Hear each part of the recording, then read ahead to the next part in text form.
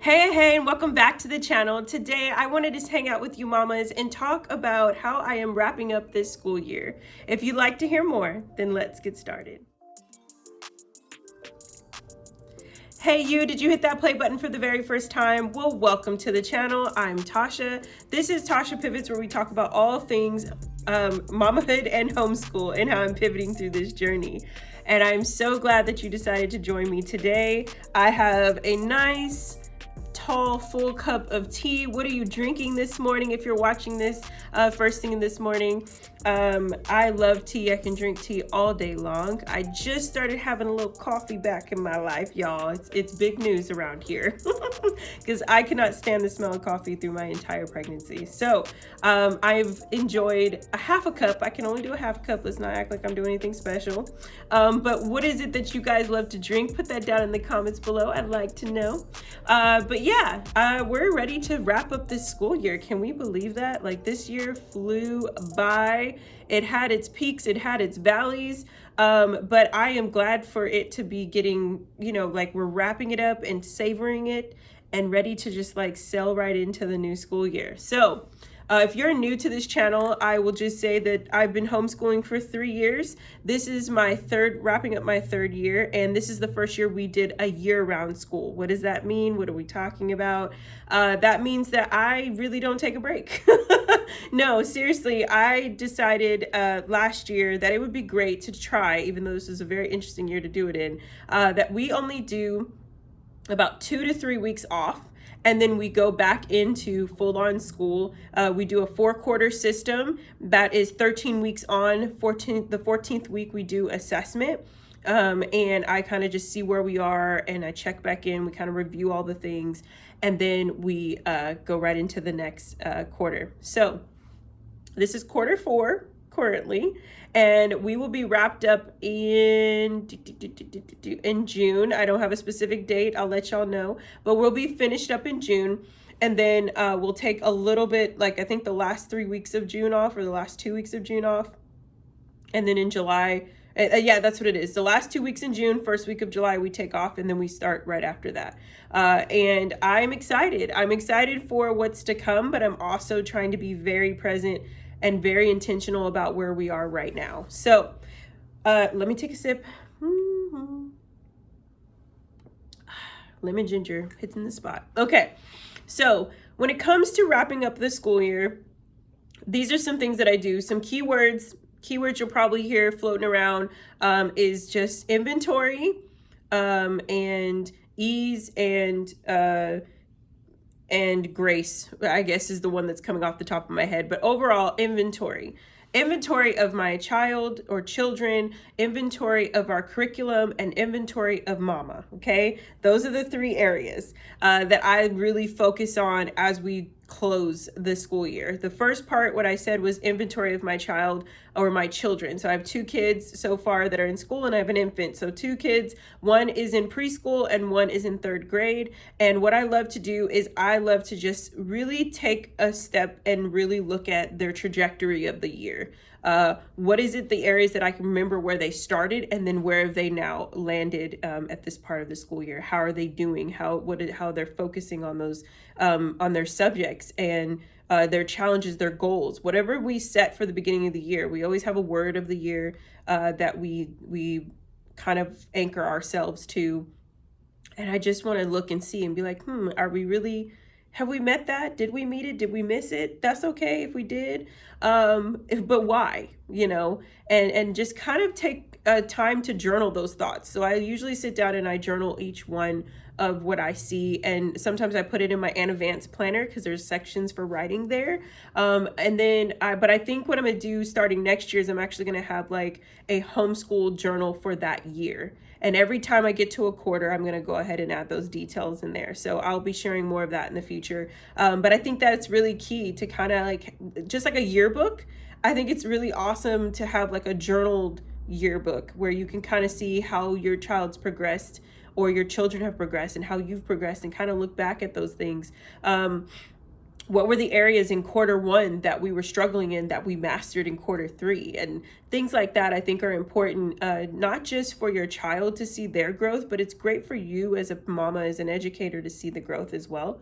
And so that's what I do. I kind of take inventory of what I see with all the different subjects. Like my oldest, I know that her trajectory has been great when it comes to her literary background and language arts. Whereas I noticed in math, we've had like a little bit of bumpy road. It wasn't a straight shot, but now we're in multiplication and she's soaring. She's picking it up. It's making a lot more sense to her than addition and subtraction did. And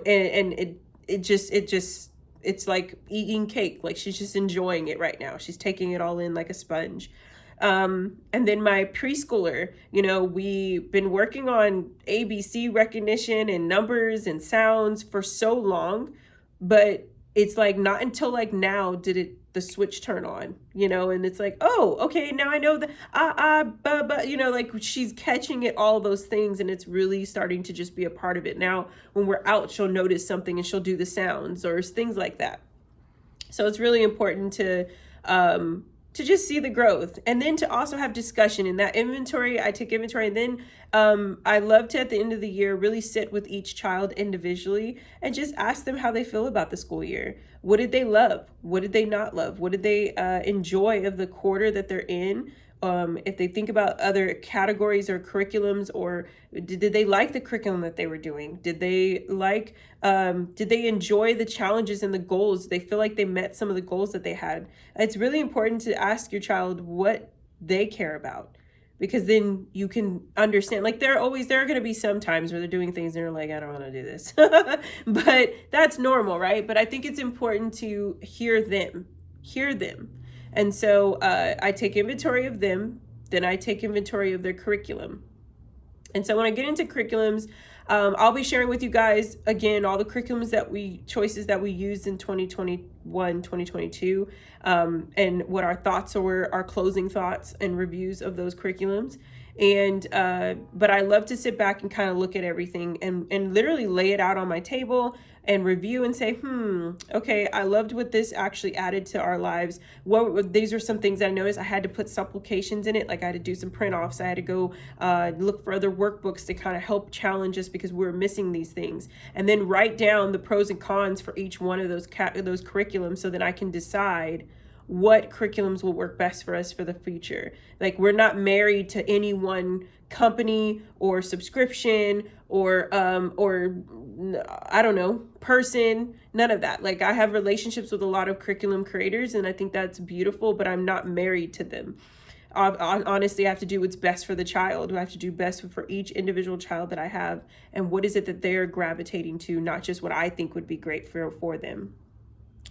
And then lastly, taking inventory for myself, which I think is key. And I don't think a lot of mamas talk about this, but it's important that you take inventory of your growth as a teacher and an educator.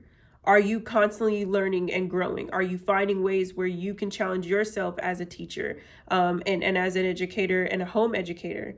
When it comes to your schedule, when it comes to your routine, how best you are showing up for yourself in the way that you lead and read and educate and act, because ultimately our children are reflecting us in how we behave often. And so I have to take moments to sit back and be like, okay, how am I doing? Tasha, how are you doing today? How are you doing this quarter? How are we doing this school year? If you feel like you're not meeting the expectation, or how many burnouts did I have? And what caused those burnouts? And I'm always telling you guys, like I'm checking my heart, my soul care, things like that. Those are important because once I know and I can identify where I'm at, I can then now move accordingly. And that's honestly how I wrap up the school year. It is a lot about how I ease into everything. And ease into these conversations with my children so that they're not like, oh, I'm in trouble, we're in the principal's office style, but it's more so like, hey, I just want to know where you're at. And then I want to know how you feel about me as an educator. Where were the areas that you feel like mommy was really, really rooting for you, that you felt the most support? And what were the areas where you didn't feel as much support in? Because then that helps me know where I need to be for my children, right?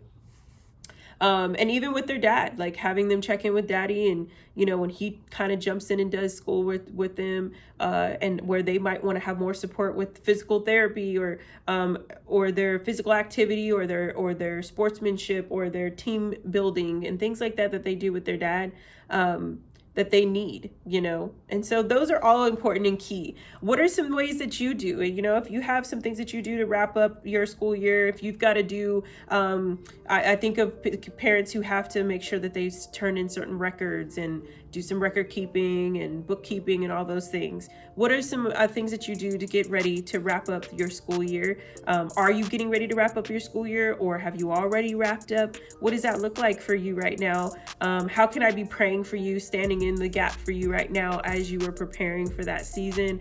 Put it down in the comments below. Yeah, I'm glad I got to hang out with you guys today.